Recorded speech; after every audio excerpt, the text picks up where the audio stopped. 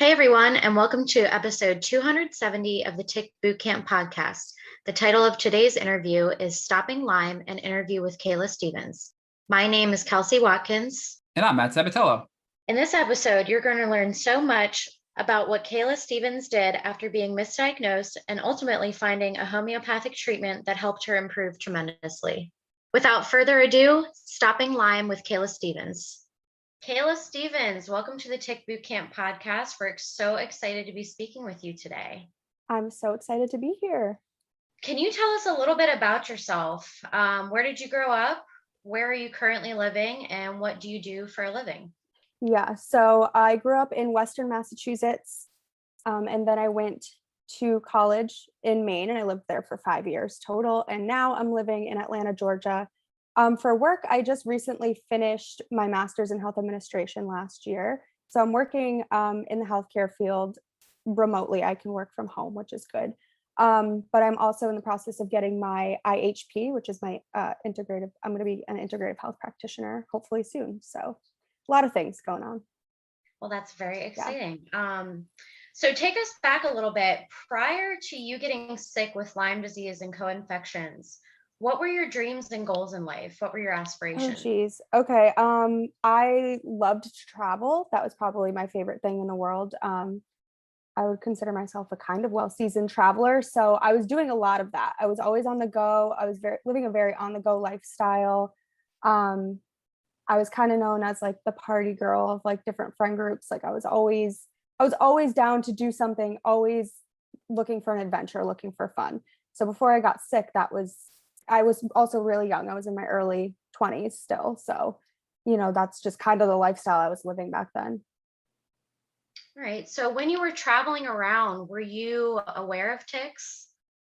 I was, because of where I grew up and where I went to college. It was, ticks were not unheard of. I will say I've only seen one once in my entire life, and it was when I was really little.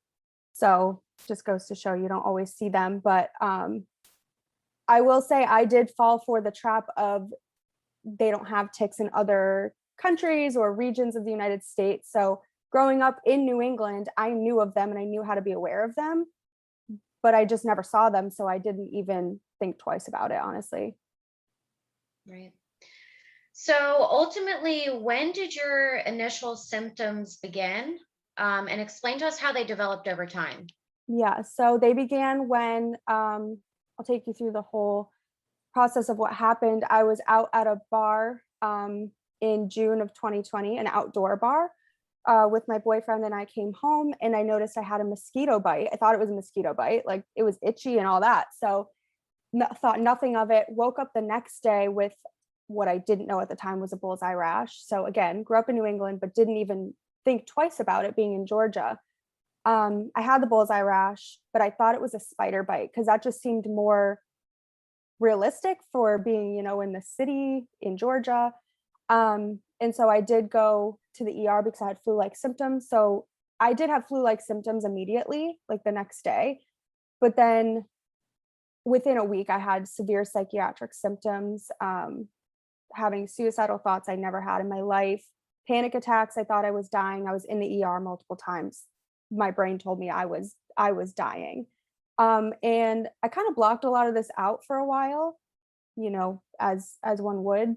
And then the other day, actually, my friend brought up to me that she remembers when I was calling her within that week of that bite.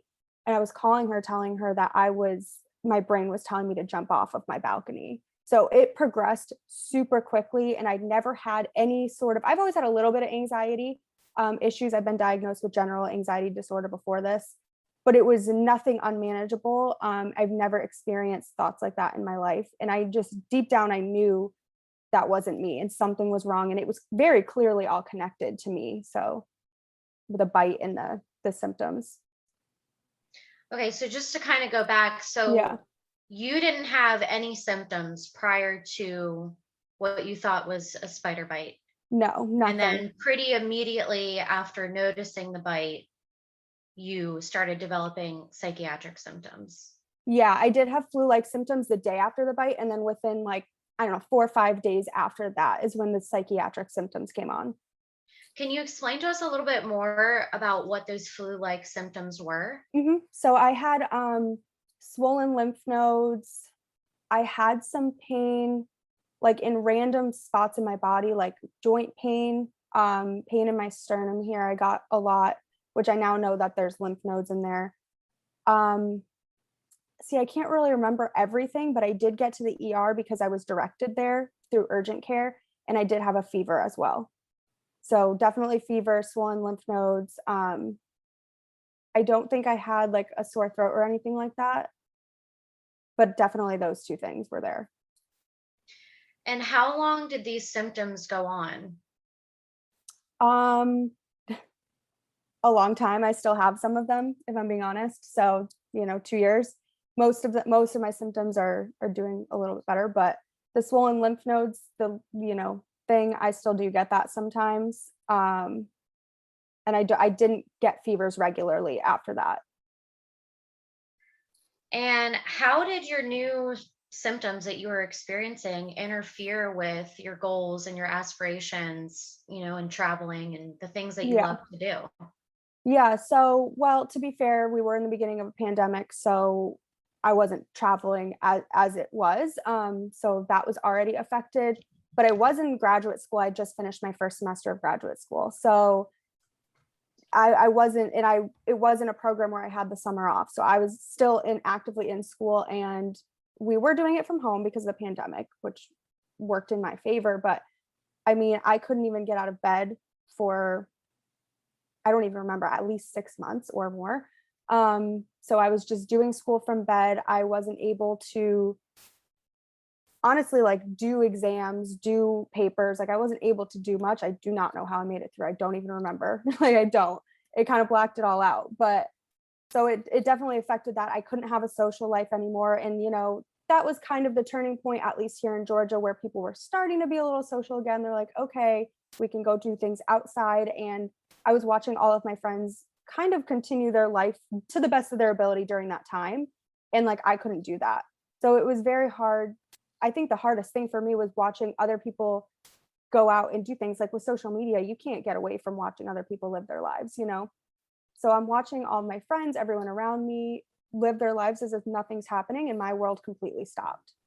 Like completely stopped, because there was a point where I thought my life was going to be taken from me for good, because I was like, nothing's going to change. I'm not getting answers. Okay, well, let's just jump back though to the point when you first had this bite, which likely could have been a tick bite, and Mhm. then the day after you developed flu-like symptoms, and then about a week later you developed these psychological symptoms. Before the psychological symptoms developed, and you went to the emergency physician to go get your symptoms looked at with the flu, did they diagnose you with the flu? Did they look at the bullseye rash? Did they think that it could be Lyme disease? Did they bring up a tick bite? Was any of that ever discussed? Tick bite was not discussed at all, and it didn't even cross my mind at that point. Spider bite was what I was diagnosed with, and because I had previously had an issue with just, I think it's amoxicillin, just typical antibiotic, they gave me two different antibiotics. I don't remember what they're called now, but they gave me around two separate antibiotics, like one round of them, and they said, yeah, a couple weeks, like you'll be fine, no big deal. They basically said we can test for this, but like we're not even going to test. We're just going to assume this is a spider bite, and even if it's something else, this will take care of it, is basically what they told me. So in their mind, it was a no-brainer. You have a Yeah. spider bite, you have something from the spider bite, so we're going to give you antibiotics, and that's going to get your symptoms better, and you're going to go back to living your life, basically. They told you. That is what I thought was going to happen. Yeah, and that's what I was told. Okay, so now fast forward a week later, you're developing Mhm. all of these really, really severe psychological symptoms, which you've never had before.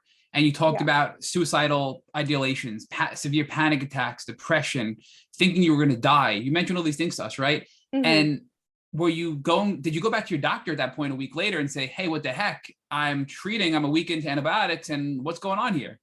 Yeah. So what happened was, in the moment, I thought when this started happening, I'm like, I'm having an allergic reaction to the medications they gave me because it was nothing I never took before.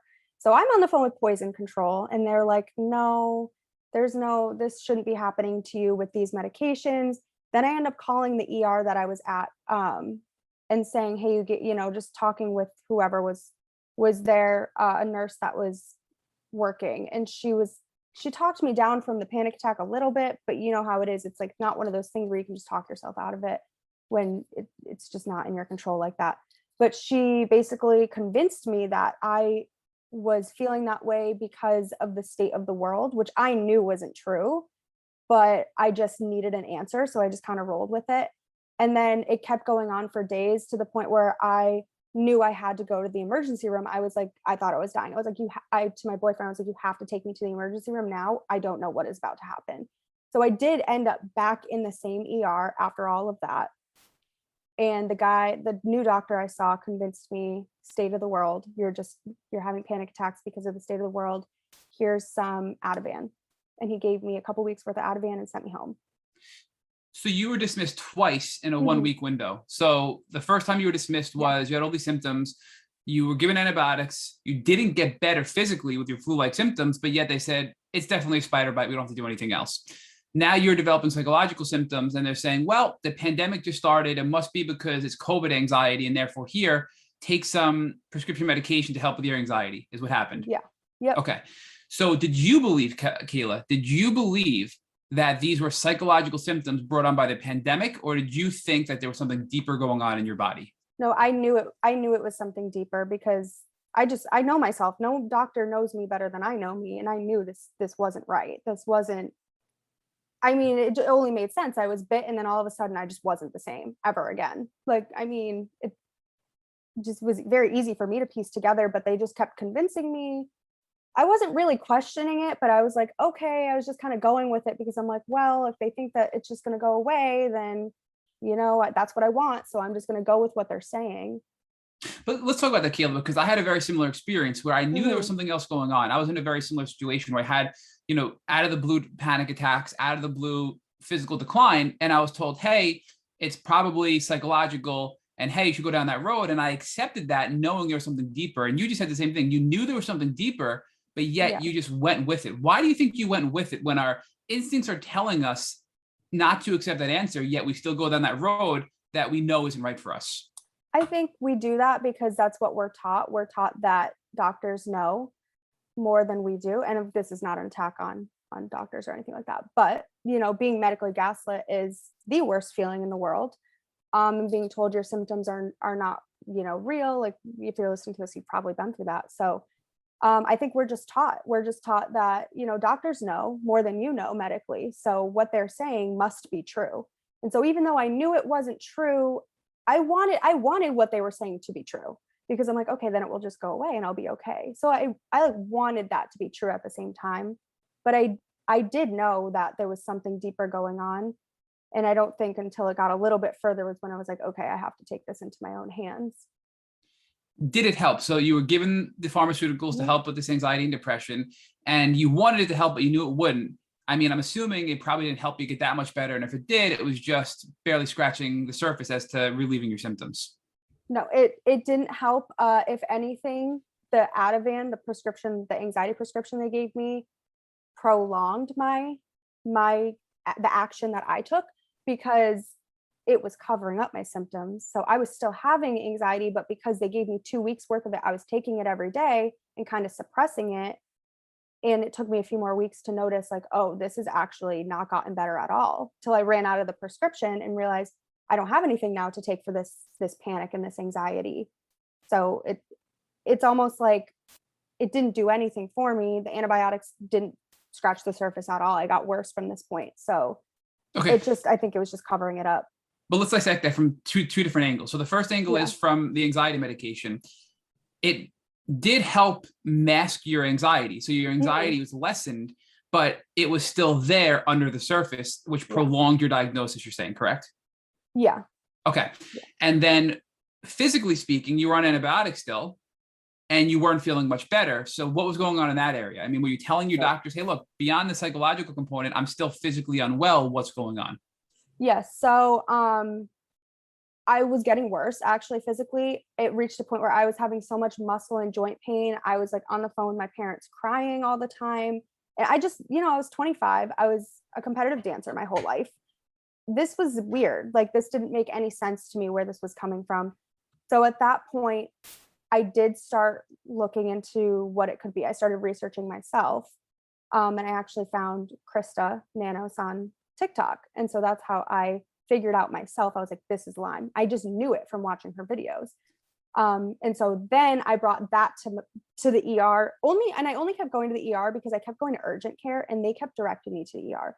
I know that the ER, they're not going to diagnose you with like Lyme disease or anything like that, but that's just where I kept being sent. So I go to the ER again. This was all in June of 2020. So within 1 month, I'm in my third time at the ER and I said, I think I have Lyme. Like, can you tell me where to go? And I will say they basically laughed in my face at this point.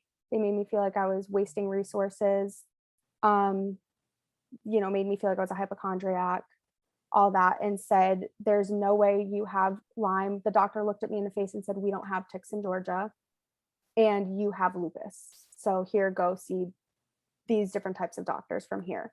So at that point, I did bring it back to them and I said, I think this is Lyme.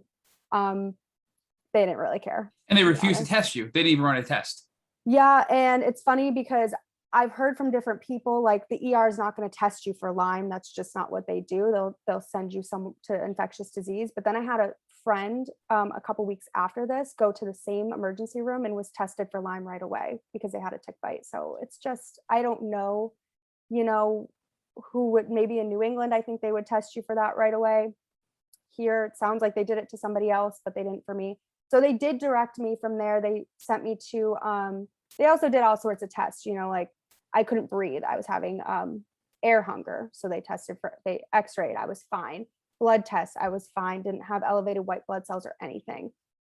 So to them, I was fine because the lab work was fine.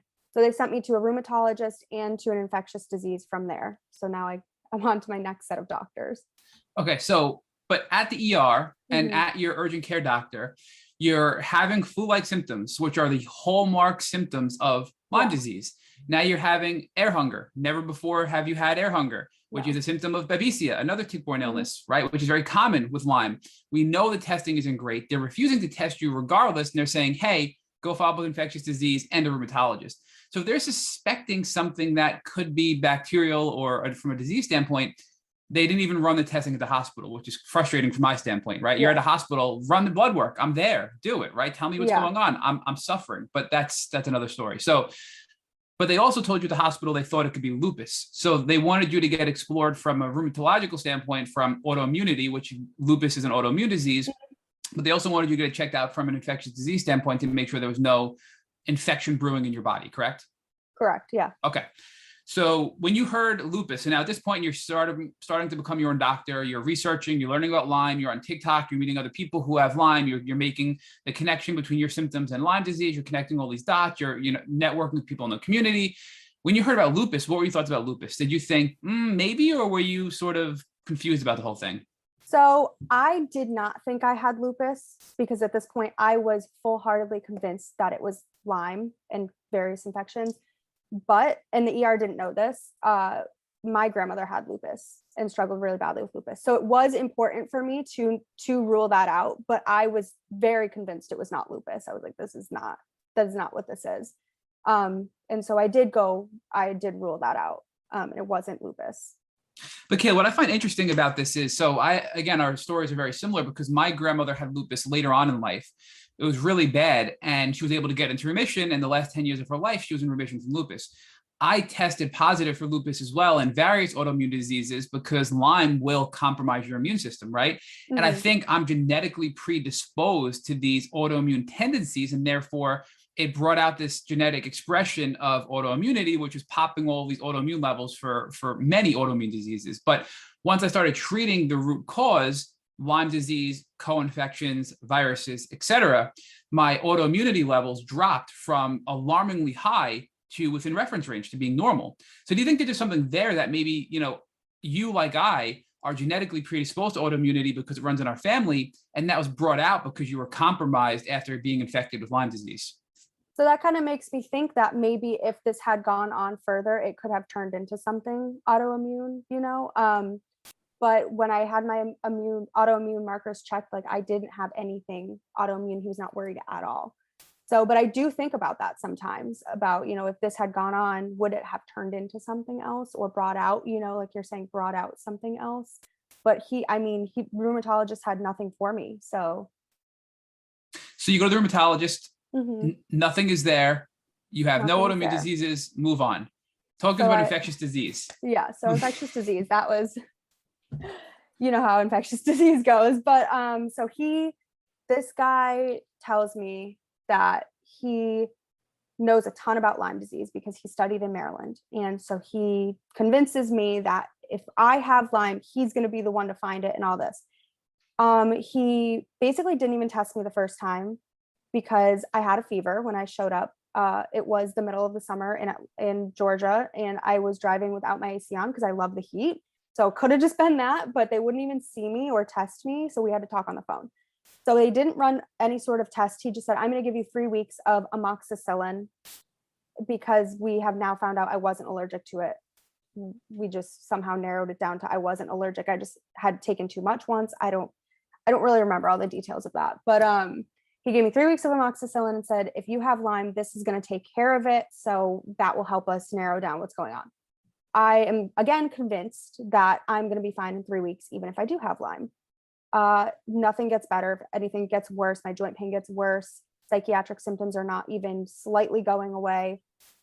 And so then I come back to him and he says, okay, we'll do the tests now. And he told me, I don't know exactly what the tests were that I got done.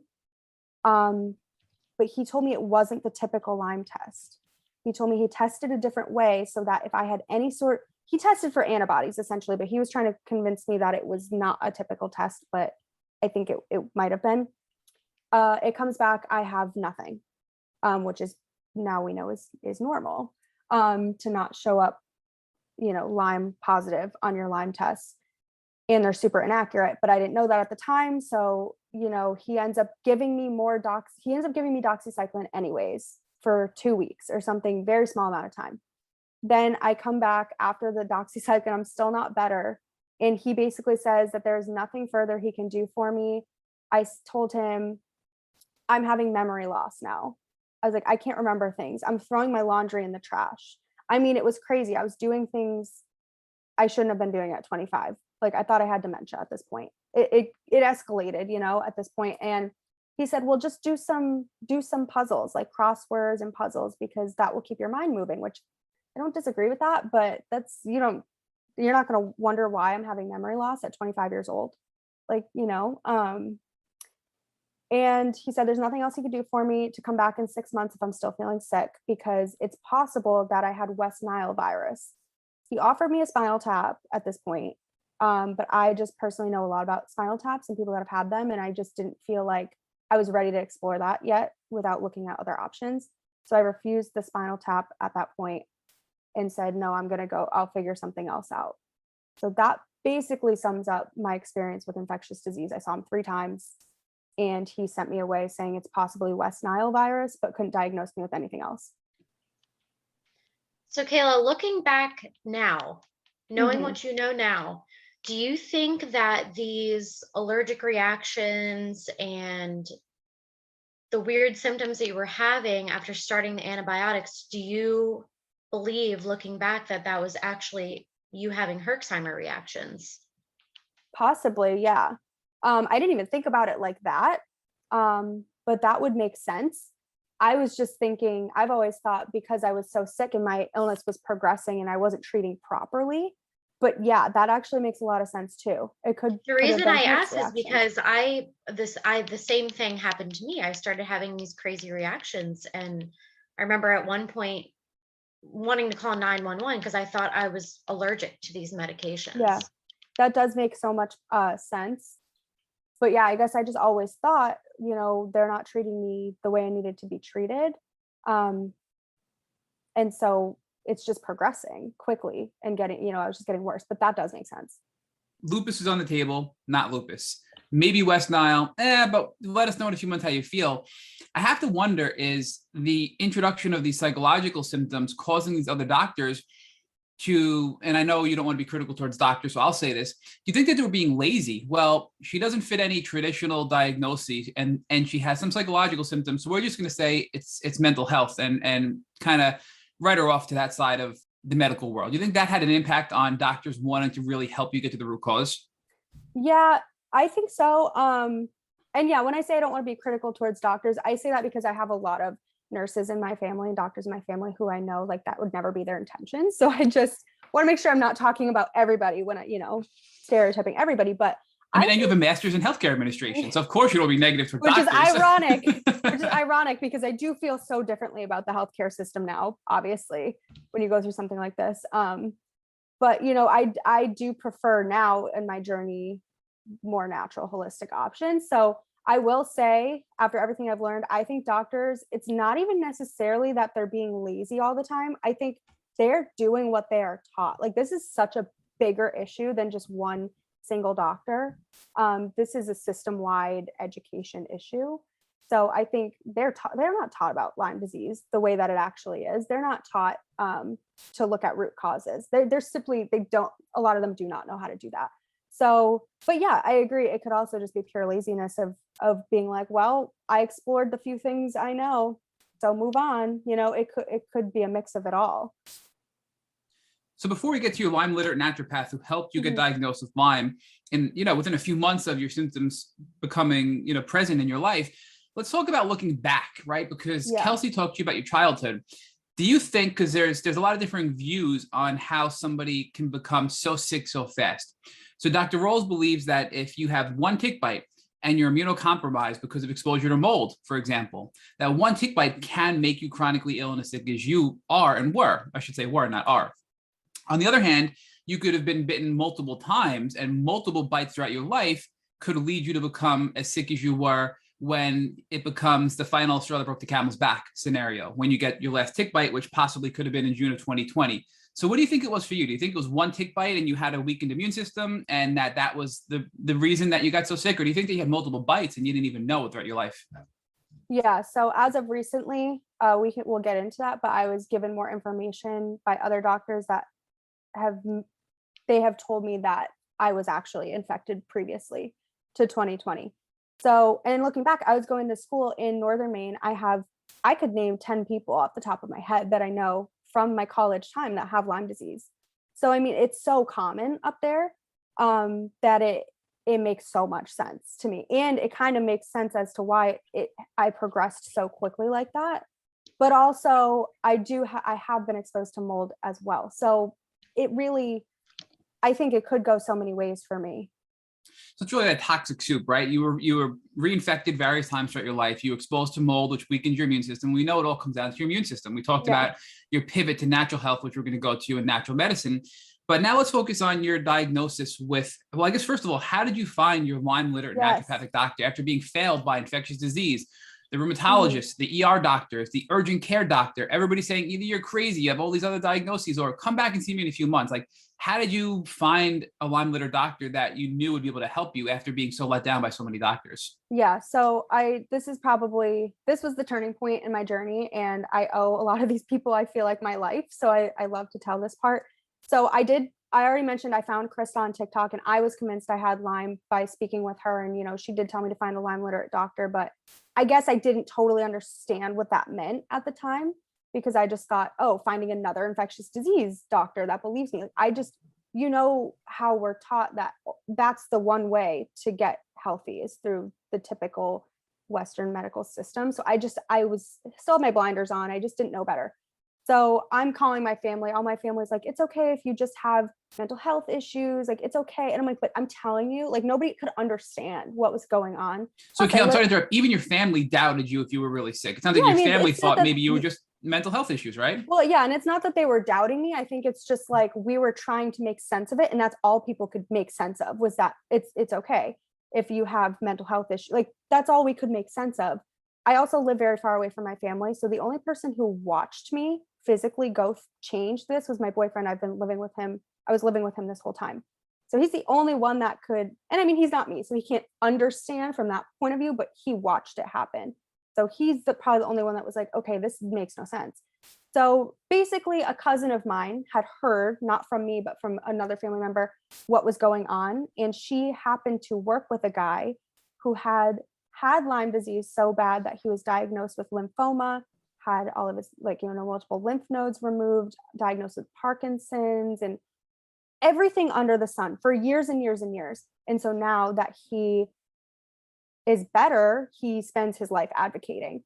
So she directed me to him, who got on the phone with me within a day, no problem, was so happy to speak with me, tell me his story. He says he gets 30 to 40 calls a week, I think is what he told me, from people in the New England area with these issues. So he directed me to his Lyme literate NP. And so I was going home to visit in Massachusetts a few weeks after I spoke with him. So I set up an appointment with her, and I saw her, and she took my blood and she said, yep, Lyme. And she's like, I'm going to give you, I think we did doxycycline for 3 months just to like lower some loads. And then we were going to like take it from there. I wait the 3 weeks for the IGeneX test is what we ran. And it came back positive, like very positive. And I didn't do the full like co-infections panel. I just did Lyme, yes or no, because at the time we just needed an answer. Like it just wasn't, I didn't really care at that time. So we just ran yes or no. And I didn't totally understand how to read the test at the time, but since then I've showed other doctors the same test and they're like, there is no doubting that you have Lyme from this test. So that's how I got my diagnosis finally. And I do love telling that story because it's almost like a miracle that worked out the way it did. Thank God, right? Because Yeah. there's so many different parts of your story where you could have been failed even more than you were failed in your own life, right?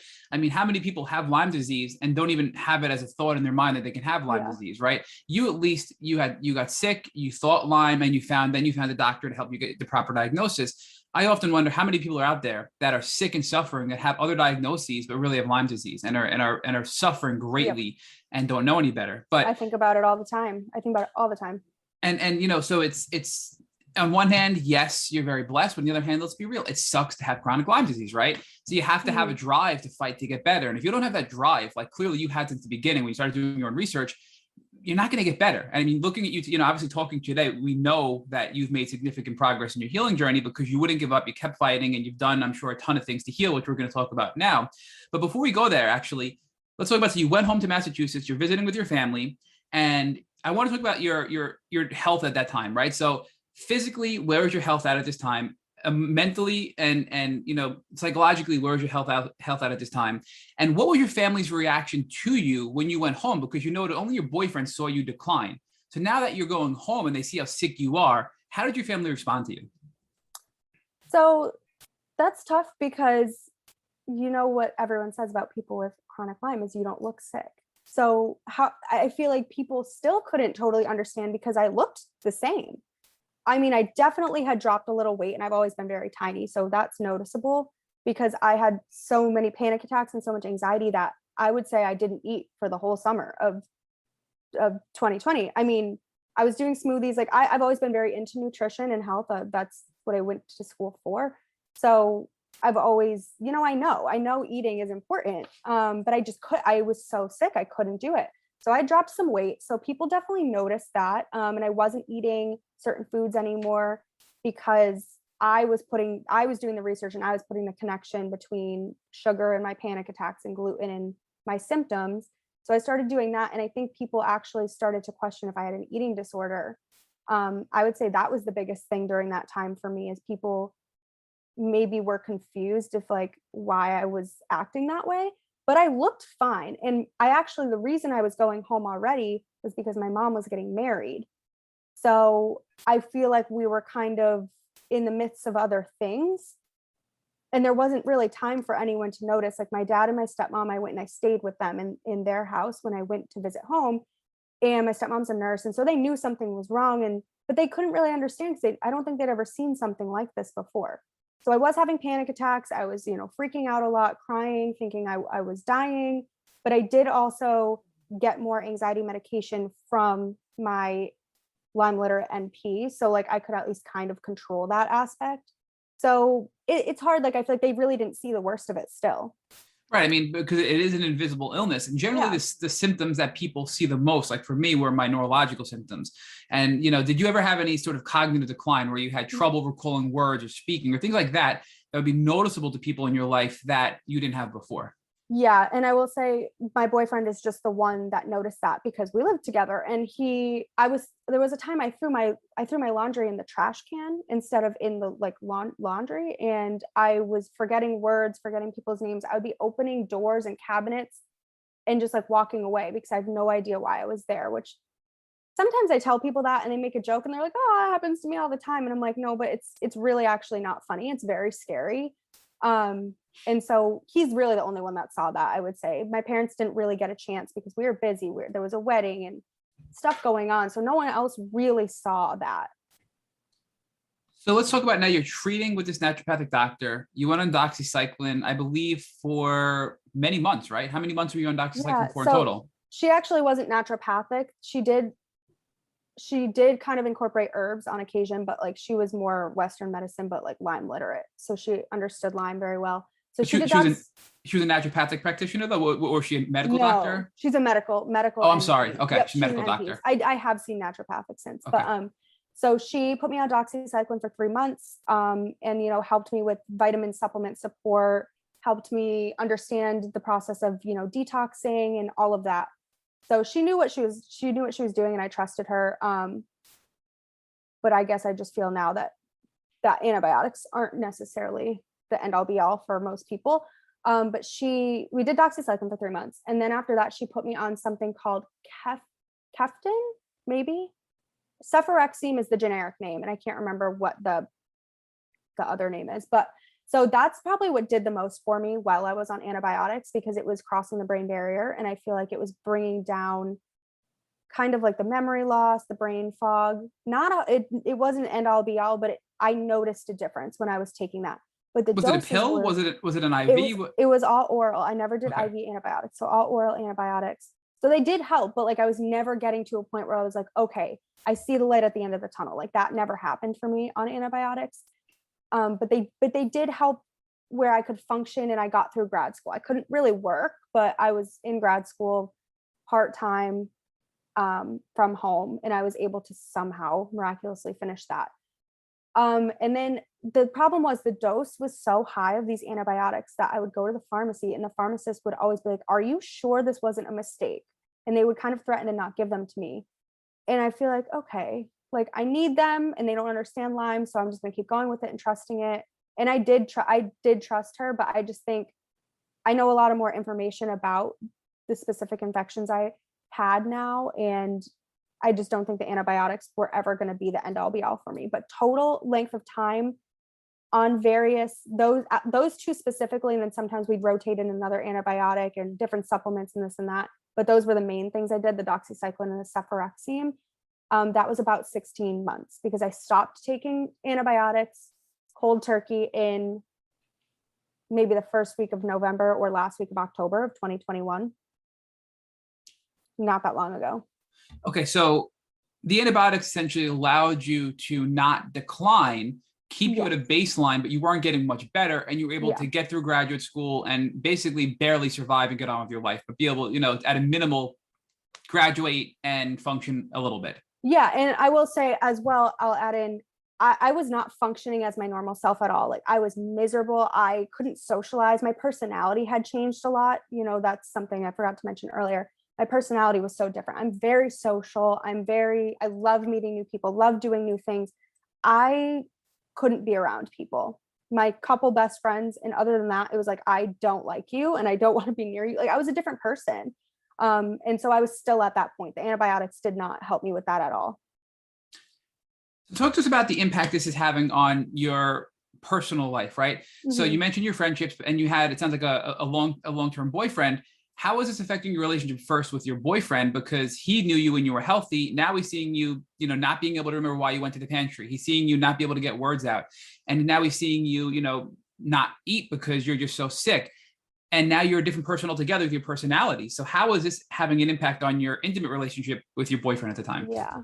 I think it was very traumatic for him as well. And so I try to always remember that, like, he went through this too.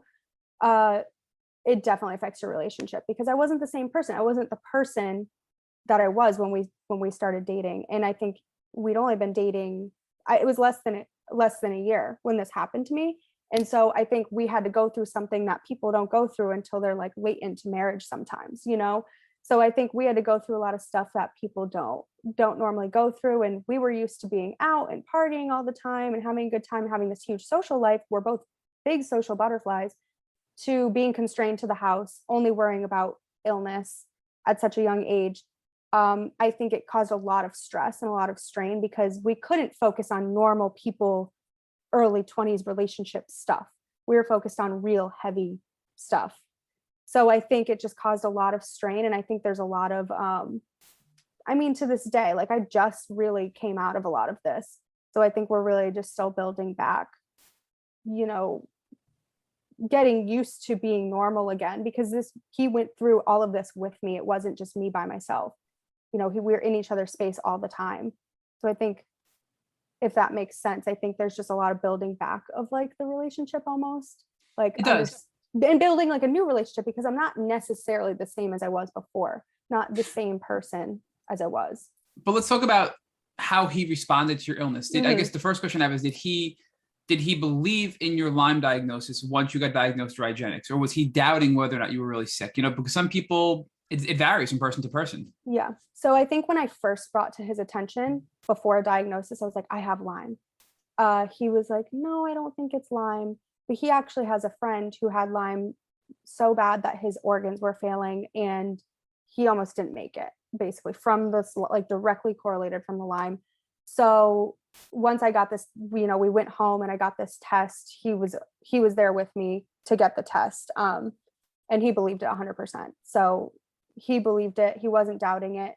But I also think sometimes when you're not experiencing it from my point of view, I think you still can't understand what's actually going on in my head and what's actually going on in my body. So sometimes I kind of doubted. I'm like, do you really know? Like, do you really get it? Even though I know he does because he watched it, but I definitely still found myself doubting if he really did. But he did. He believed me. He didn't. I didn't have to really fight him on that at all.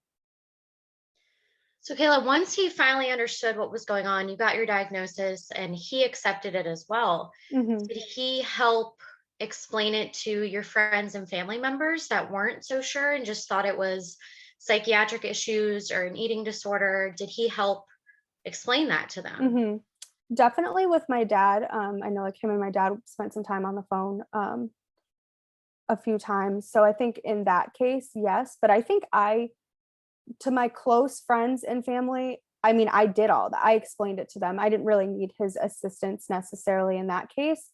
I think explaining it to people that we weren't super close with, but like casual friends, was very hard for both of us because it's like, it was just very hard. It's hard to explain it to people you're not close with in general. So I think we kind of didn't even really try very hard at that. So I will say he did help when it was needed, but honestly, I mean, I talk a lot and I have no problem telling people that I'm close with my problems and what's going on. So I didn't necessarily even need assistance most of the time.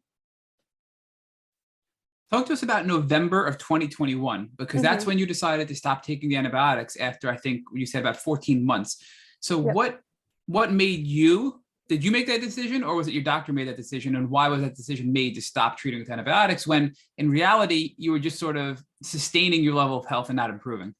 Yeah. So this story actually goes back to about a year ago, March 2021, when I started to consider other options, because at this point it had been close to a year and I just knew myself and I was not getting anywhere close back to my normal self. And I think, you know, it can take a long time, but I was still convinced this was absolutely an acute infection. There was no reason I should still be this sick. So I just started looking into other options and I ran into a girl on Instagram. Her name at the time was Love Your Quirks. I think it's different now, but her name is Jessie. And she kind of explained to me Lyme Stop a little bit. And she's like, oh, hey, there's a podcast on it. Go listen to it. I listened to this podcast where they interviewed Dr. Tony Smith. And there was something still telling me like, no, maybe not yet. Wasn't ready to let go of the antibiotics because I just was, again, still blinders on, convinced that was the only way. And so I did call Lyme Stop and they were able to get me in May, but I just wasn't ready to commit because I'd have to stop the antibiotics. I just wasn't ready to do that. Drop a lot of money out of pocket. If I wasn't sure, I wasn't going to drop that kind of money. So I put it off, but I kept going back to the podcast. I kept listening to it. And I just kept feeling like drawn to this podcast. I listened to it like 6 or 7 times. So finally, I think in June, after, I missed the opportunity the first time to go, I called them and I got on the wait list, but they couldn't get me until November. Maybe it was July. Either way, it was around that time. And I was like, you know what? I'm signing up. If I lose my deposit because I decide not to go, then I do. So I signed up. And at that point, I'd felt called to go. I was like, I keep coming back to this podcast and I feel so good when I listen to this podcast. Like this guy is going to heal me. I was just convinced. And so I signed up, and then I knew I was going to have to go off the antibiotics in November. So I just kept doing what I was doing and working with my Lyme literate NP up until then, because I was like, maybe they'll bring me to an even better place before then. I'm not going to stop treating. But that's kind of what prompted me to stop. Was I found this other treatment that I really wanted to give a full chance. But I just couldn't do it until I was fully ready to commit. And so, eventually I was fully ready to commit. And so that's why I stopped in November, is because they have you stop 2 weeks before, but because I was so scared of encountering panic attacks again, because I'd gotten them mostly under bay, like I wasn't having them super actively anymore. I had anxiety all the time, but I wasn't thinking I was dying. And I was so scared of going back to that place that I said, is there any way I can take them up until the treatment? They said yes, but I ended up 1 week before I stopped, I think, was what I decided to do. And yeah, I'm glad I did.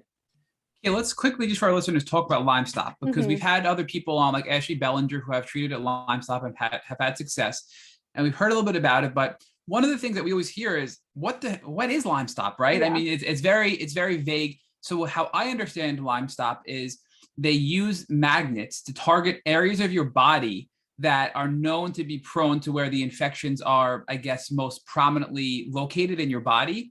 And they use these magnets to essentially activate your immune system to hone in on the pathogens, Lyme and co-infections, to allow your immune system to do what it was designed to do and kill off all these bad things in your body. Is that accurate? I mean, I'm not even sure if that's correct. So that's pretty accurate. But I will say it's a little bit more specific on where they it's not just a general location. They actually use muscle and energy testing and like they call it craniobiotic therapy, I think is what they call it. And it's what they've created themselves. So they can kind of target specific areas based on where your infection is. So it's not necessarily just general, like they found I had X infection in this part of my body, so they'll target that part. That may be different for, like, if Kelsey went, that might be totally different. So it is very like bio individual, but yes, the magnet thing is accurate. It does it like almost alerts your immune system, triggers your immune system to go and hone in on that specific infection, like you said. So yeah, that's a pretty good way of explaining it.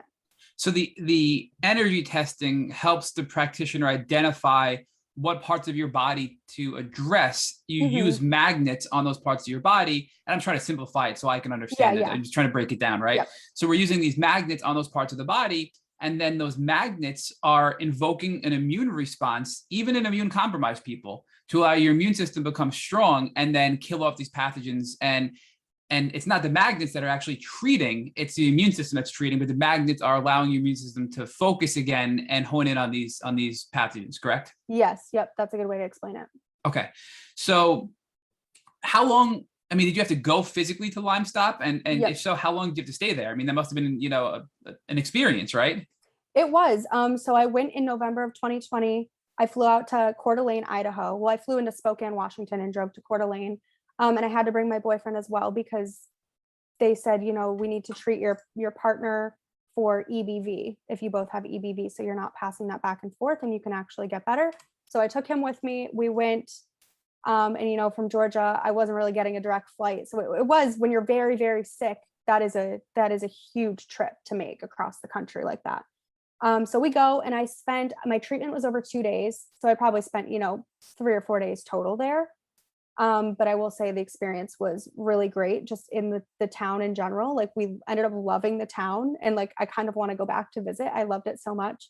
And I could feel like that I was going to heal from this just when I showed up there. So I had a good experience there, but it is so hard to get yourself across the country like that when you are that sick. Again, not everyone is in my location that goes there, and there is one in Wisconsin as well. I just chose the one with the shortest wait list. There's 2 doctors that kind of work together. Yeah, talk to us about what it was like the first time you went and got the magnetic therapy when it was waking up your immune system. How did you Mhm. feel during and immediately after the treatment?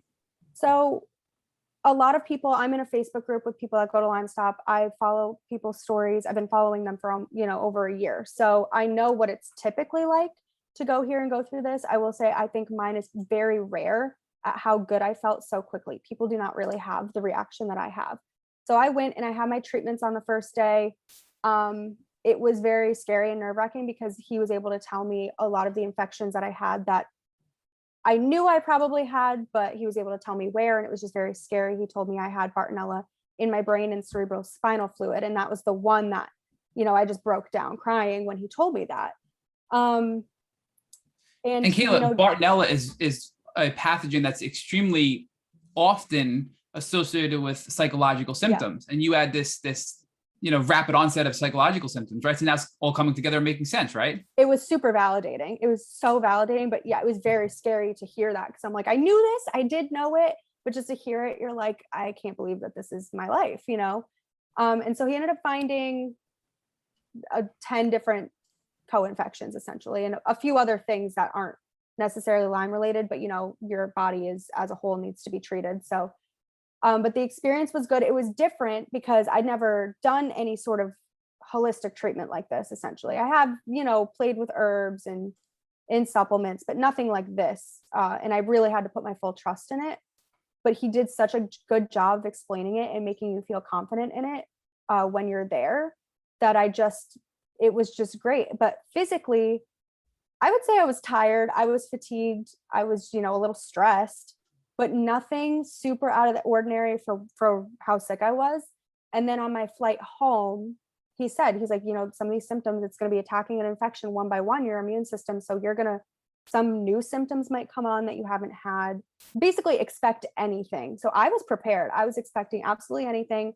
I got on the plane to go home. I hadn't had a panic attack in at least 6 months, like full blown panic attack. Had one on the flight. It lasted only a couple minutes. I was so thankful that it was super quick, but I felt it and then it went away and I never had one again. But from there on out, I only saw improvements. I never had like a herx or felt sick. Like a lot of people explain it as, such a big roller coaster, this treatment. And I just didn't have that experience. I have not I still am shocked that I was so lucky to like only have good experiences. So I just want to spend a little more time on Lyme Stop because we've only had a few people that have been there. So and I think you said, if you can repeat again, how long were you there for before you left in that flight and you had the panic attack? How long were you there for before you left? Probably 4 days. 4 days. Okay. Yeah. And while you were there for the 4 days, what was the treatment like? Are you going in and you're laying down on this table and they're putting magnets on your body? Like, what's the actual experience like while you're there getting these magnets, placed on your body? Give us an idea like what it's like as a patient to go through this. Okay, so for the muscle testing, he kind of holds up your arm. If you've ever had any type of muscle testing, I don't think it's any different than an atypical muscle testing, but it's so quick, like rapid fire. He holds up hundreds of vials to you, tests you for hundreds of allergies, like within 20 minutes. It's almost like, how can this be real? Because like, it's crazy how fast he does it. And he explains it to you and it's so chill. I just stand by his desk and he's sitting at his desk. I'm standing there and he's, testing my arm. My arm's giving out at certain things. And so I'd never done any type of muscle testing. So it was kind of weird to get on board with. And then when he decides, what we're treating, he puts these magnets up to different parts of your body. He also did a cold laser on my head every time I'd come in. I saw him 5 times total. What does that mean, a cold laser, Kayla? Can you explain for us what that is? It's kind of, it doesn't hurt or anything. You don't feel anything, but it's kind of like you wear these glasses and he puts, I don't know, this laser around your head and it promotes healing and decreases inflammation. I don't know how to explain it any better than that, if I'm being honest. Because it was just a quick thing. I did it for 3 minutes every time I'd walk in his office and then we never would talk about it again. So, so I don't know if that had anything to do with my healing or not, but I think it was just there to help promote healing. And so the magnets, he would, target where the infection is, depending on where the infection is, would be depending where he put the magnets. A lot of the times, I think most of my stuff was going, like I had a lot of stuff going on my liver and small intestine. So sometimes it'd be on my stomach and he would kind of use his hands to like, the way he explains it is so much better. kind of push like certain energies towards it. There's a lot of scientific evidence behind it. He obviously explains it way better.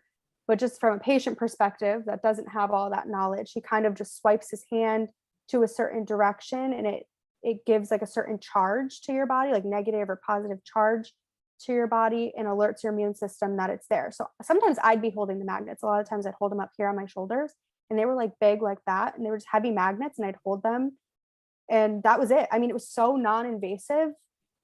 It's actually crazy to think that that did what it did for me.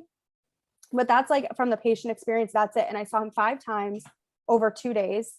The appointments were like 20 minutes each. They also sit down with you at one of the appointments and go over nutrition and supplements and vitamins, because they do send you home with a 4-month protocol to support. The treatment's done, but to support your body and keep it in a low state of inflammation, we go on the anti-inflammatory diet. If you have it, it also depends on what you have. Like a lot of people go have candida, so they'll do an even more extensive kind of restrictive diet, but I didn't have that. So it was honestly, it was very restrictive. I would say the best way to put it, because talking about restrictions can be hard, but anti-inflammatory is like the best way I can explain it, to put your body in the best state of healing. And so that was tough. 4 months of, I was kind of already doing that though, this whole time.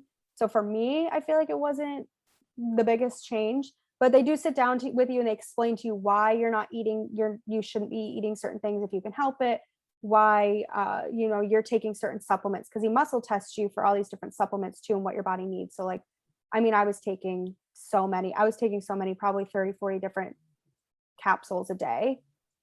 And they also put you on like a little liver cleanse for a few weeks, just something like a powder that's really great for your liver. And none of this stuff has like added sugars or added gluten. And so it's really clean. And so that's kind of why I liked it too, is because I felt like that was a big piece of my healing, was the anti-inflammatory diet piece that I'd been working on for like a year and a half before this. So, I mean, it's very extensive. It's also very bio-individual. So, Kayla, going back to how they kind of diagnose you when you initially arrive at Lyme Stop, is it just the muscle testing that they do, or do they also do blood work to confirm these infections or anything going on with your immune system? It's just muscle testing. So it's super non-invasive and very quick. So I remember when I was newly diagnosed and first entering the Lyme world, I had heard of muscle testing, but I didn't really understand what it was. And once I started looking into it, I know there's different ways that you can do it. You can do it to yourself, just holding on to a supplement and asking your body yes or no. For those people who don't know what muscle testing is, there are certain ways you can do it where your body just acts as a pendulum and just tells you yes or no. So explain a little bit more in depth how they use the muscle testing to diagnose these infections and other things going on with your immune system. Yeah, so he had these books of vials, and they all held different drugs, different types of things that would treat certain infections essentially. And some of them might have even been holding infections. I honestly don't know, it happened so fast. But he will hold that up to your body in certain places, and he'll be holding your arm, and my arm would essentially give out when my body would react to certain things. And that's how he would be able to tell if I had that type of infection. And then from there, he has certain points. It's a treatment. He created this next step. So like, I don't know if I can explain that super well, but he has certain points on the body that he'll touch and then do the muscle testing again, kind of to see where the infection is. But to tell what infections you have just in general in your body, it's kind of just typical muscle testing where he'll hold up a vial to your body and see how your muscles will react. And so that can tell you, like last time I had to go back, I was testing very heavily for a drug that treats mycotoxins.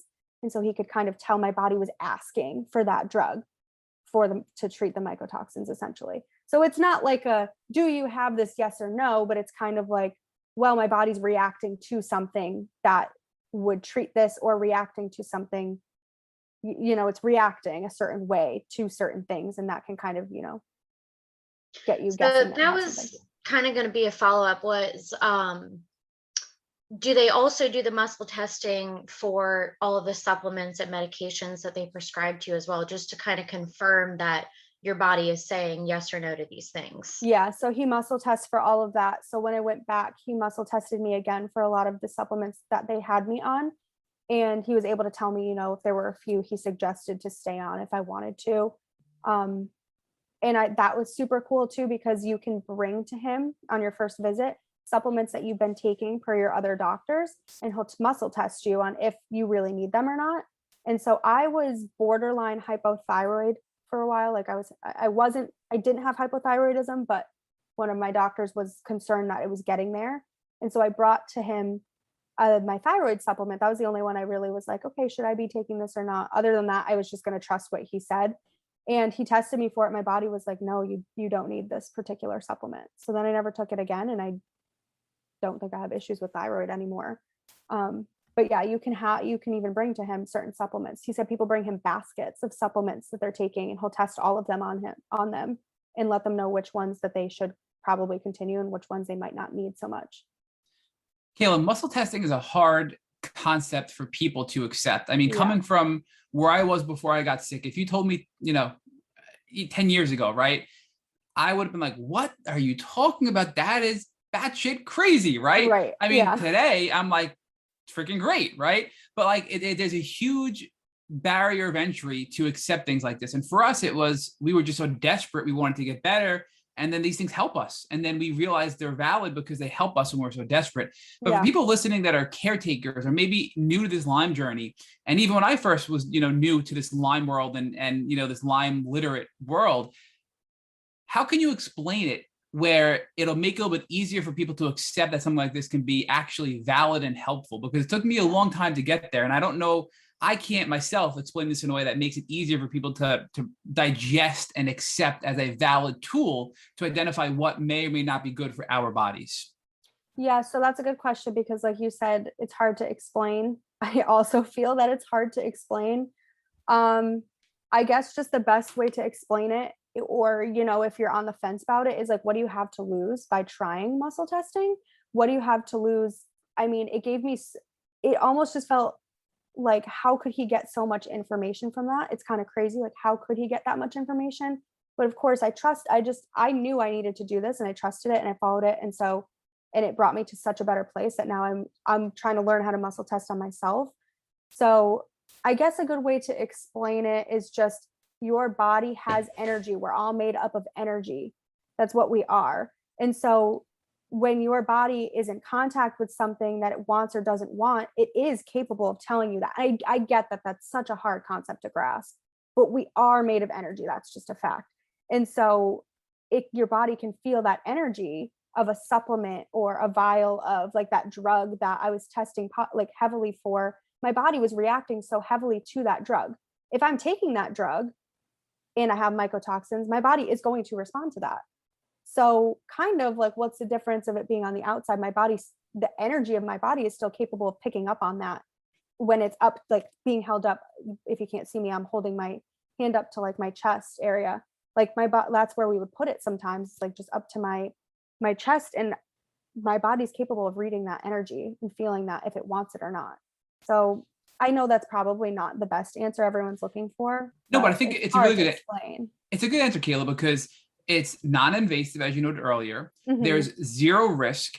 It's not uncomfortable. You literally stood by his desk and were just chatting with him while he was testing you. And you said chill. Hundreds of supplements were done within minutes, right? So it's a short period of time, non-invasive, zero risk. And you only have something to gain, nothing to lose from it, right? So that's why people should explore this, because a lot of people listening are new to the Lyme community or have been in the Lyme community for quite a while, but we all want to get better. No matter where we are, we can still make a little bit more improvement. So why not try something that can help us get a little bit healthier and improve our lives a little bit more, right? And that's the approach I take towards this kind of stuff. And it's also a matter of physics too. I mean, what did Einstein say? Everything is energy, and that's all there is to it. Yes. Exactly. Yeah. And so you don't have to go to Lyme Stop to get this type of testing. There are so many people out there that do muscle testing or energy testing. Also, a lot of people will call it kinesiology, which is funny because that is what my undergrad degree is in. So really came full circle on that one. But so there's other people out there. You don't have to go all the way to Idaho like I did to get this type of testing. But this is specific for the testing. For the actual magnetic therapy, that's exclusive to Lyme stop, correct? Yes, this specific type, yes, but there are other people. I've heard very good success stories with other types of biomagnetic therapy that aren't necessarily Lyme stop, but the way he does it that's slightly different is he has specific points on the body that he can kind of navigate and find exactly where certain infections are. But you can go see somebody else that does biomagnetic therapy. It just might not be as geared towards Lyme, I guess, is what I'm trying to say.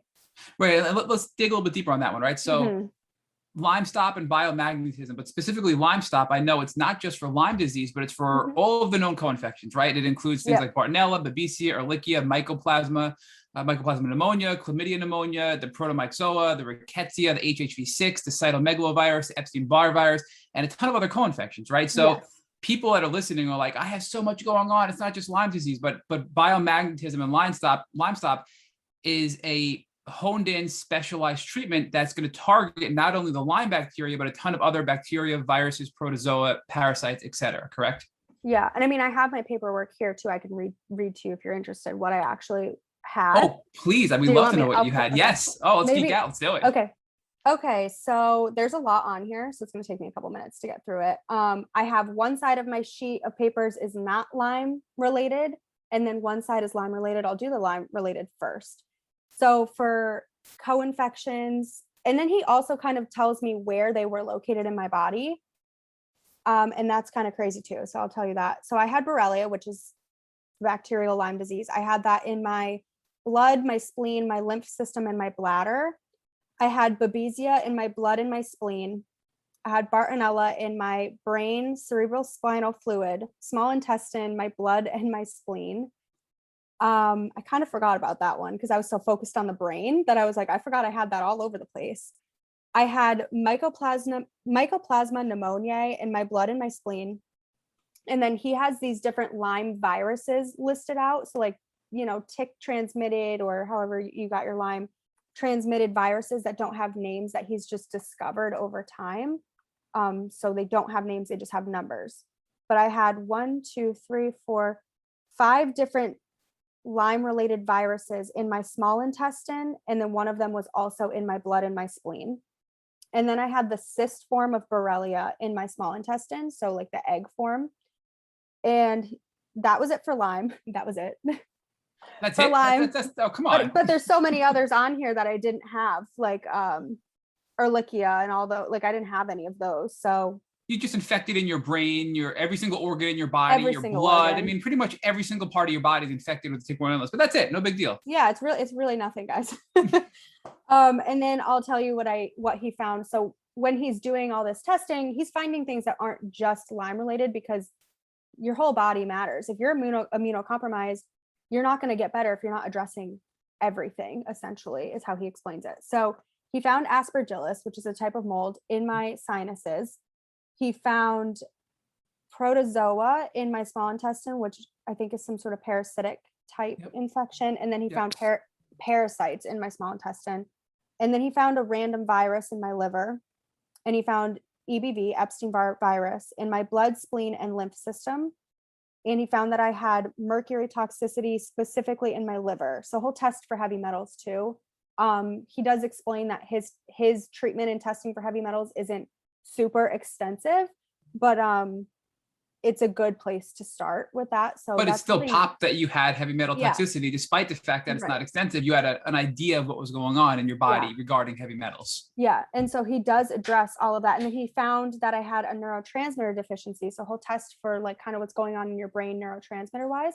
And he found that I've been lacking GABA in my brain, which when he told me that and he explained what GABA was, it made so much sense. I've had insomnia and sleeping issues, probably very severe since 2017-ish, which again, could be related to this. I'm not sure.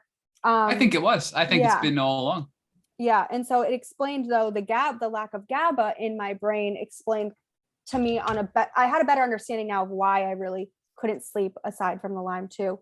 And then he also found I had some sort of infection in one of my teeth. And I did have my wisdom teeth out. There was like a pocket he found. So he just treated it. He couldn't give me a lot of details on it, but And then the last thing he told me was that he can test for how long he's had this. And I asked him to explain that to me a little bit deeper. And he essentially just said, your brain records that information.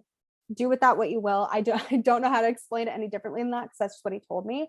And he said that I got bit when I was 20 years old, which was in 2015, because I am born in the beginning of the year. So in 2015, all of 2015, I was 20 years old, in college in northern Maine, the middle of nowhere, where it's a tick party up there. So that it made a lot of sense. And then it kind of made sense to me why, like, I mean, everyone's situation is different, but then I was like, oh, okay.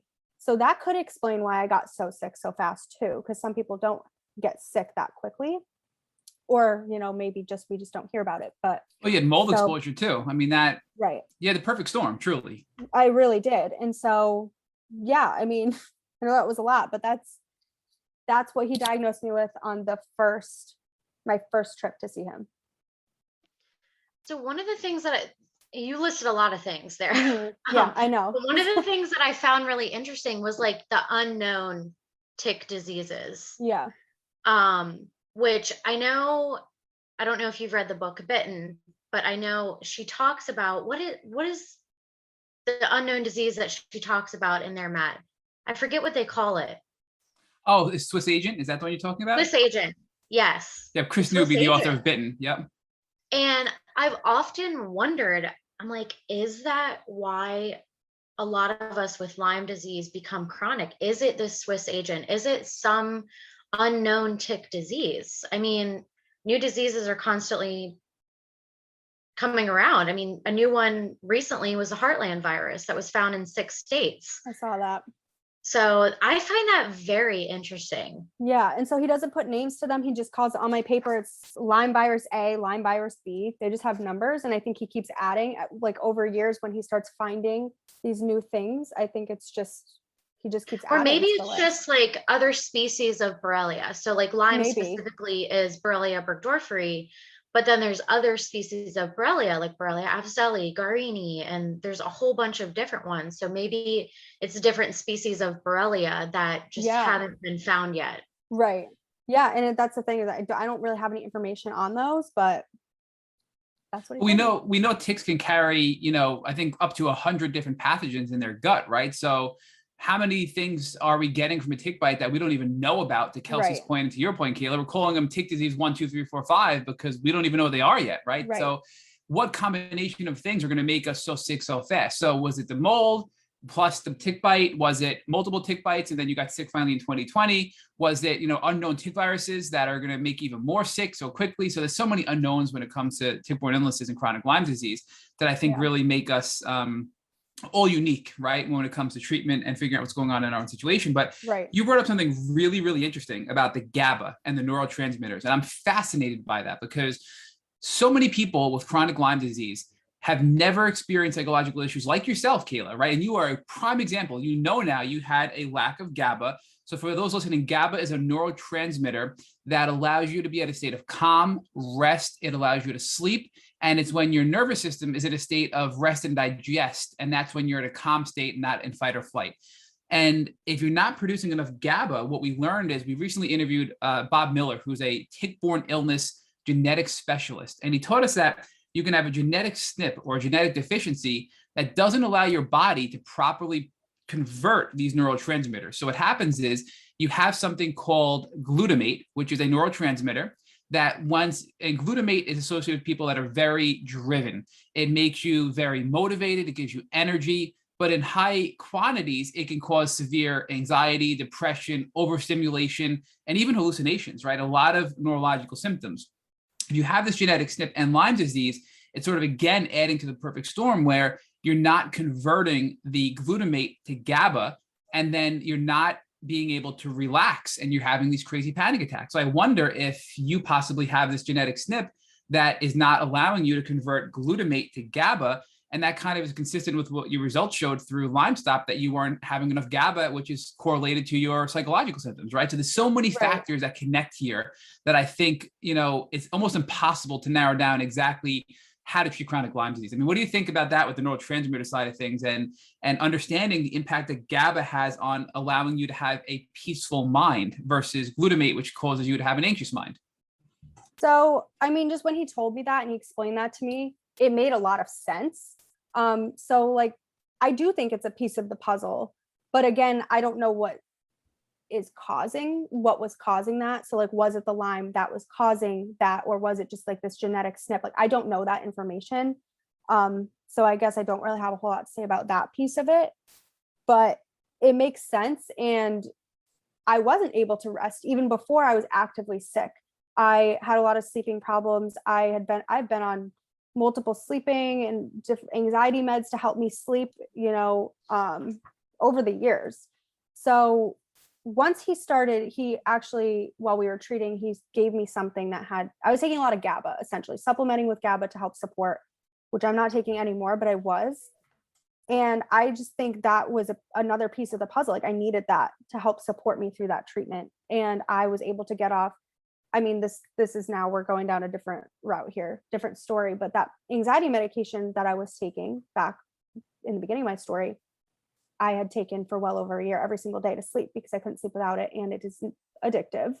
And by addressing that piece of the puzzle, I've been off of it for months without even a thought of it. So I think for my story, that was huge. So in my opinion, of course, this is just a guess, right? It was twofold for you, because what we learned from Bob Miller is that oftentimes many people have this genetic SNP with the glutamate and the GABA, and they manage it until they get Lyme disease, and then your body can't manage it. So maybe you had this genetic SNP, you were managing it because you were healthy enough, and you kept getting bit by tick after tick after tick. You had mold exposure, and now together, the Lyme disease causes psychological issues.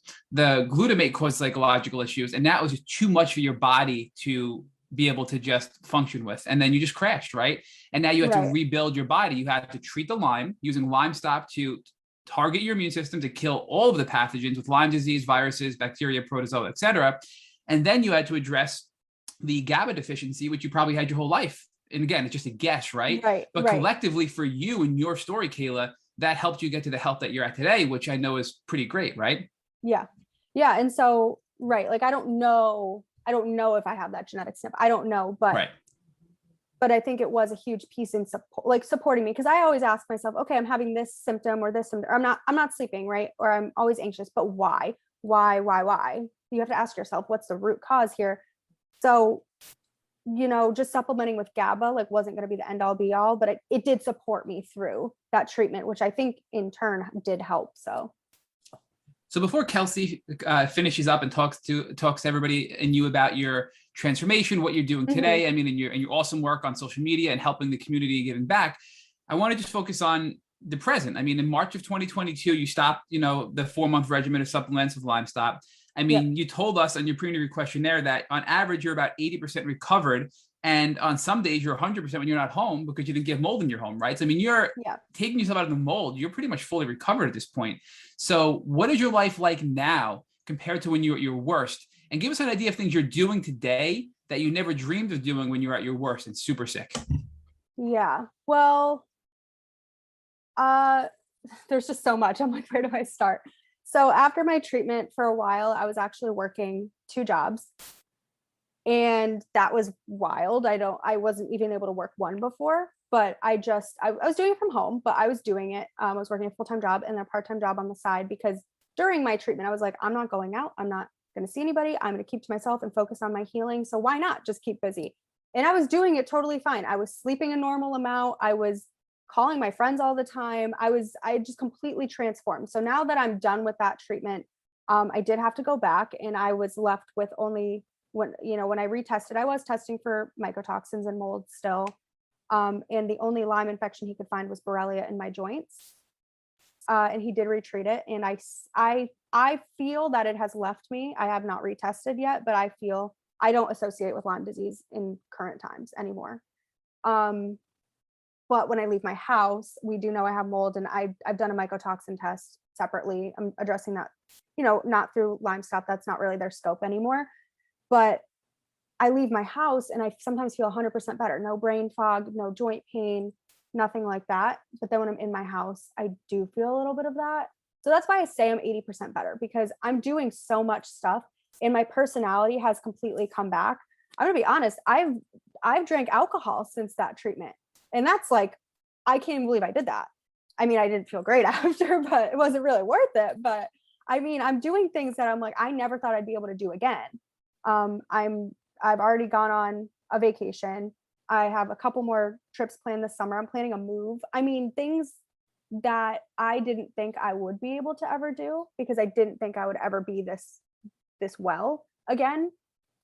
So just that, I mean, just normal day stuff I never thought I'd be able to do again is stuff that I'm shocked I'd be able to do. Other stuff that I'm doing that I never thought I'd be doing.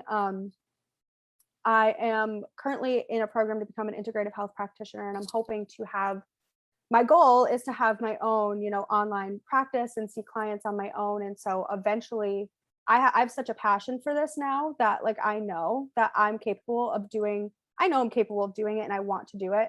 So I know I can take that full time eventually. And so hopefully one day owning my own business. I produced a podcast. I mean, I've done so much stuff and I'm on. You're a fellow podcaster? Yeah, but how did I know this about you? Well, because for various reasons, I have a co-host, and for various reasons, because of her health and stuff, we've taken a pause. So I didn't really want to highlight that. I didn't want to highlight that because I don't know what's going on with it right now. But yes, I am. But I like being the guest better because I feel like I could talk a little more. So I mean, I did that all during this treatment, and I can't even believe how much I did. And so now I'm working through this new program and I'm in school again, essentially. And I never thought I'd be there again after all the schooling I've done. And I'm myself again, honestly. I am myself again, and it's crazy. So just the thought of potentially having a business going, and I was doing this podcast. I'm on social media all the time.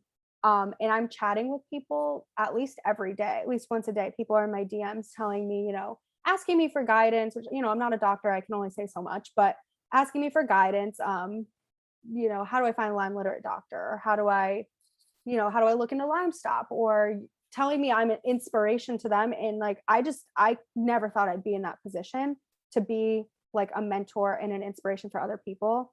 And so I'm just really glad that I was able to do that after everything I just dealt with. So I promise I'm chatting. Obviously our listeners can't see, but I'm chatting with Kelsey, and I'm like, Kelsey, I'm done. And I'm like, I'm sorry, one more question. I'm not done. So this is my final question. I promise before Kelsey can be here all day. We're fine. So the final question I have for you is, talk to us about, I mean, when it comes to, you talk about you're finishing up your studies to become an integrative health practitioner, right? Yeah. I mean, obviously you're very smart. You have a Bachelor of Science in Kinesiology and Health Sciences. You have a Master in Health Administration, and now you're going on to get your integrative health practitioner certification. So I know there's so many different things out there, and it's overwhelming and confusing to our listeners and to the community. But we know there's like the school of I think it's called the Trinity Health, right? Where people can get health coaching certifications. They can become Lyme practitioner, Lyme specialists. We know somebody else got a Lyme certification from the Trinity School of Health. What is an integrative health practitioner certification in comparison to, let's say, like a health coach versus a Lyme practitioner? Just give us an idea as to what level of experience, background, and what you can do in that role as an integrative health practitioner once you complete your certification. Right. So essentially it is a form of health coaching, but I will be able to run functional medicine labs. So I'll be able to run some labs and read labs for you. You don't have to do that, but I'm doing that extra piece to it to get that extra certification on top of that. So there's like 2 levels to it. So you can just do kind of basic like health coaching. And the goal is to just get people well. So I'm not a doctor. I can't diagnose, and I'm not necessarily like treating you. Like I'm not saying, hey, you have Lyme disease, let's treat it. But I am helping you get your toxicity loads down. I'm helping you look at nutrition. I'm helping you get on the right path and looking at labs. And I can kind of come up with protocols, like not medication, but supplements and vitamins, and based on your lab results. So it's kind of tricky because it's like, you have to be careful. Like I'm not a doctor. We leave the diagnosing to a doctor. Like that's specific for like MDs and NPs and all that. But I can help you get your body in the best state of healing. And a lot of these people that do things like this have been in this situation and have lived it and have tried these protocols and have done these things. So I think that's what's cool about it is when you're seeing a doctor, sometimes, they've never had that diagnosis or they've never had that illness. So I think it's a lot of people start seeing integrative health practitioners, nutritionists, and health coaches when they kind of want to take their health into their own hands a little bit. And I think a lot of us have a really great understanding on toxicity loads and looking at the body as a whole, in which sometimes you will not get. But again, you have to do what you're comfortable with. And some people are not comfortable going outside of that realm of MDs, and that's fine. You have to do what works for you.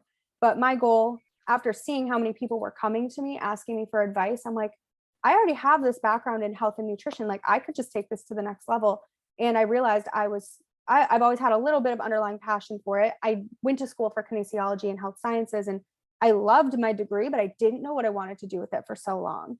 And I always thought to myself, even before I was sick, I was like, why are we like treating things, but we are not making lifestyle changes? So this is also something I'll look at, down the road when I have my own clients, is basic lifestyle changes that doctors may not be telling you. Because I had a friend recently go into her doctor. She has elevated kidney and liver levels. And they just said, yeah, just eat better. Bye. Like, but what does that mean? Like, so I hope to be there to support people through that.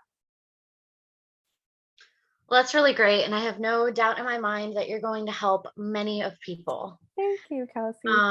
So Kayla, I know that through suffering, you can learn a lot of things, and you can have these amazing realizations and epiphanies, spiritual awakenings that you probably wouldn't have had if you didn't go through this experience. So what's one beautiful realization that this journey has taught you?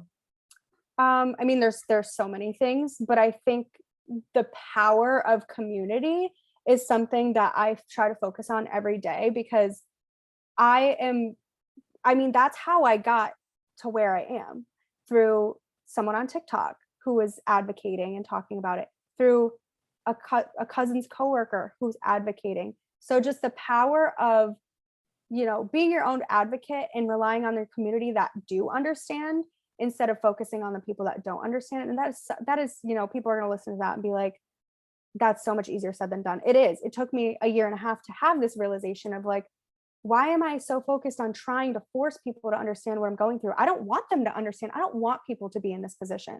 Like, I don't want that. So they aren't capable of understanding. So I'm going to utilize my community.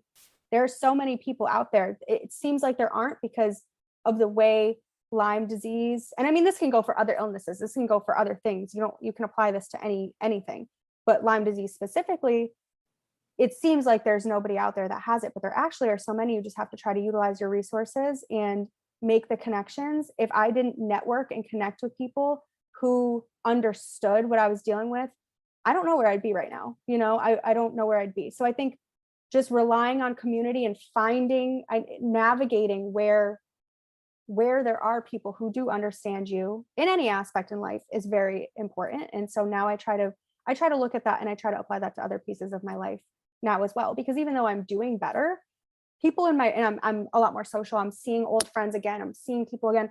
They have no idea what I just dealt with sometimes, so, and I don't focus on that. I'm like, oh, well, I'll just text Kelsey, like she does know. I'll just go listen to Tick Boot Camp. Like, they know what I'm dealing with. So there's so many people out there, no matter your situation, that do get it and do understand. And that kind of helps combat the loneliness of it a little bit too. Yeah, I agree. Community is so incredibly important. Mm-hmm. Support is so important when you're going through something like this. So now that you're on the other side of things, we already kind of talked about this a little bit, but how are you being called to use these new realizations to help the Lyme and chronic illness community? Are you going to focus specifically on Lyme patients? Are you going to focus on people with chronic illness in general? What are your goals with that? So that's interesting, because that's something I'm trying to work through myself right now, is where I want to put my focus. It's funny, because a few weeks ago, I found myself a little bit down and depressed about this journey, because it can get very heavy when people are messaging you all the time. Like, people email me, people are on my TikTok, on my Instagram, and I'm getting messages from all over the place of people. And I'm like, I wish I could help them all, but I mean, currently that is out of my scope. Like, I can do what I can do, and I was like, this is getting really heavy. I don't know if this is what I'm supposed to be doing. And then I swear the universe always like kind of smacks me in the face. And I was kind of working with a friend as like a little case study, just kind of directing her on like what types of doctors to see. It could be this, it could be this, just kind of a little tester. And she texted me the other day. I didn't ask her to send me this. And she said, I'm so emotional right now. This is more help than I've gotten after spending thousands of dollars on naturopathic doctors, Western medicine doctors, listing all these doctors that I've been a better help than. And I was like, wow, okay. I know I'm doing what I'm supposed to be doing. Like, I feel like I'm supposed to be helping people heal. And so every time I even question myself, I'll get a message from someone being like, you're so inspirational. And I'm like, it's the universe telling me, like, stop questioning yourself. But in regards to if I want to focus just on Lyme, not necessarily, because I think, like, you just heard my whole story, and it's not always just Lyme, that there's always something else. So focusing just on Lyme wouldn't really be focusing just on Lyme, because when you're focusing on Lyme, you have to focus on everything. So that's kind of like, I can't really just focus on Lyme, but I also do have an interest in other chronic health issues. Like I said, I watched my grandmother struggle with lupus my whole life, before she passed. So, I do have an interest in other things. I also do just have an interest now in lifestyle changes and preventative health and preventing these things. So I think as I go like forward in my program, I actually did just start it not that long ago. So I think as I move on, I'll find my groove and find out exactly what I want to do. But I could, promote myself as like, I understand Lyme disease very well, because I think I do. But I also think I don't want to just stick to that, if that makes sense.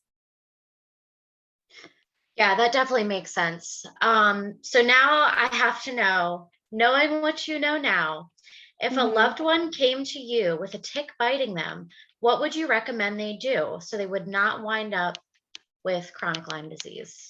Yeah, well, first of all, understanding how to remove it properly is one thing, because that's a big piece of it. I had a friend recently tell me she saw someone remove the tick and just rip it off, and half of it stayed in. And I'm like, that's not good. So understanding and educating yourself on how to remove it, and just knowing the steps to take. So getting it tested. Where I had done my undergrad at University of Maine, they actually do testing. You can send it in there, which is where we think I initially got bit. And I believe, can you send it to IGeneX? There's different places you can send in a tick to be tested. And from there, they can tell you, was it carrying an infection, right? So I think also where I'm from in New England, it's pretty common. If you get tick, you get a tick bite, doctors know to immediately give you antibiotics, because for an acute infection, it's said that works. I didn't have that experience, so I just don't know. And I think understanding how to boost your immune system, maybe help boosting your body during a time of a tick bite, would be good as well. There's just so many steps you can take to prevent it from escalating to the point where it has for you and I, Kelsey, and all of us. So long story short, I would just get the tick tested, make sure you're removing it properly, and taking the preventative steps in regards to antibiotics or herbs or whatever you choose to do, or your doctor helps you do. Well, Kayla Stevens, thank you so much for joining our Tick Bootcamp podcast and sharing so much with our audience. We know they're going to benefit, and I personally have already benefited from all of your knowledge. Thank you so much. Thank you guys for having me. Thank you for listening to the Tick Bootcamp interview with our guest, Kayla Stevens. To our listeners, we have a call to action. First, if you'd like to learn more about Kayla, please visit her on Instagram or TikTok at Kayla Rose Wellness. Second, if you've enjoyed this episode of the Tick Bootcamp podcast, please share it with your friends on social media. Third, Tick Bootcamp has created a tick bite blueprint that has been inspired by the information that has been shared with us by past podcast guests. We urge you to visit our website at tickbootcamp.com/bite to view the blueprint. Fourth, don't forget to subscribe to this podcast on Apple Podcasts, Google Podcasts, or Spotify to get your automatic episode updates of our Tick Bootcamp podcast. Please take a minute to leave us an honest review on your podcast platform of your choice. And finally, if you'd like to search our podcast library of over 250 episodes for specific keywords, subscribe to our email list or share feedback, please visit our website at tickbootcamp.com. Thank you as always for listening.